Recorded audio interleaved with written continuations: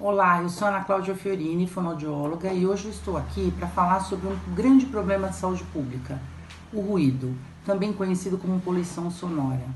É importante falar que a Organização Mundial de Saúde, desde 2011, reconhece o ruído, a poluição sonora, como a segunda principal causa de poluição no mundo, ou seja, ela só perde para a poluição do ar. Isso torna o problema realmente muito grande, principalmente quando nós pensamos que em maiores ou menores proporções, todos nós estamos expostos a ruído durante nossas atividades cotidianas. Por essa razão, e todos os anos, sempre na última quarta-feira do mês de abril, é comemorado o Dia Internacional de Conscientização do Ruído. É uma mobilização feita para alertar a população a respeito dos efeitos deletérios que o ruído pode provocar na saúde. Pensando nesses efeitos deletérios, é importante frisar que, a priori, nós dividimos em efeitos auditivos e efeitos não auditivos, ou podemos dividir em efeitos diretos, como por exemplo os efeitos na audição e o estresse, e os efeitos indiretos, que são nas outras funções do nosso organismo, como exemplo, distúrbios de sono, alterações gastrointestinais, alterações cardiovasculares, distúrbios relacionados a dificuldades de atenção, de concentração. Ou seja, existem vários efeitos que podem ser decorrentes da exposição a ruído e que a população em geral desconhece. Então, isso é um alerta importante para ser utilizado no nosso dia a dia e também nos dias que são dias marcos importantes, como o dia do INAD. Pensando agora nos efeitos diretos e com um foco principal na audição, nós sabemos que o ruído pode provocar 3 efeitos distintos na audição.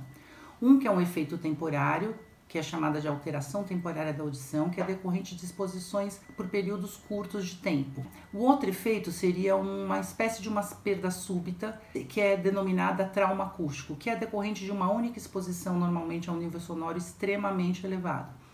E, finalmente, a doença crônica, chamada perda auditiva induzida por ruído, que nós conhecemos como PAIR, que é decorrente de uma exposição continuada durante um período prolongado de tempo a níveis sonoros elevados. Com o passar dos anos, principalmente com foco nos últimos 20 anos, a PAIR hoje nós temos uma outra compreensão dessa perda auditiva. Hoje nós sabemos que essa perda auditiva está diretamente relacionada ao estresse oxidante. É um aumento, uma proliferação tóxica de espécies ativas de oxigênio. Então a gente entende hoje como é o mecanismo dessas perdas auditivas e entendemos também que nesse mecanismo fisiopatológico da exposição a ruído e provocando um efeito na audição, existe o acometimento inicial das células ciliadas que estão dentro da cóclea, que é uma parte do ouvido interno. Inicialmente afeta a cóclea, mas tem intercorrências centrais muito importantes em toda a via auditiva. Além de saber que está relacionado ao estresse oxidante, nós sabemos que as células ciliadas, estas células, morrem tipicamente por apoptose. Ou seja, isso trouxe à tona a possibilidade da gente utilizar agentes que sejam otoprotetores. Esses agentes otoprotetores, eles podem ser utilizados de maneira profilática, antes que você tenha exposição, ou podem ser utilizados como agentes de resgate. Você tem a exposição e em seguida você usa. Que agentes são esses otoprotetores? Nós temos alguns fármacos que estão sob experimentação animal e já começaram a ser utilizados em alguns estudos pré-clínicos e estudos clínicos, né? Então, em alguns ensaios clínicos. Dentre esses fármacos, os que parecem ser mais promissores é um aminoácido chamado D-metionina, além de uma mistura entre vitaminas A, C e E junto com magnésio. O que eu estou querendo dizer é que existe uma possibilidade futura, nada ainda é aprovado, tudo ainda está em estudos animais e em estudos pré-clínicos, como já frisei, mas existe uma possibilidade futura da utilização de fármacos no sentido de prevenir esta perda auditiva induzida por ruído. Além disso, também há a possibilidade de você trabalhar com suplementação alimentar, ou seja, uma alimentação saudável pode estar relacionada a uma proteção de alguns sistemas sensoriais, como por exemplo o sistema auditivo.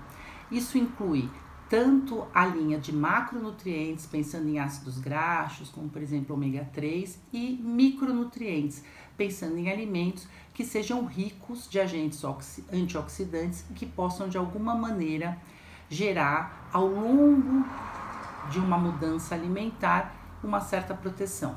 Tudo isso que eu estou falando são coisas de descobertas muito recentes e ainda muito relacionadas a estudos com animais, mas são resultados bastante promissores para o nosso futuro.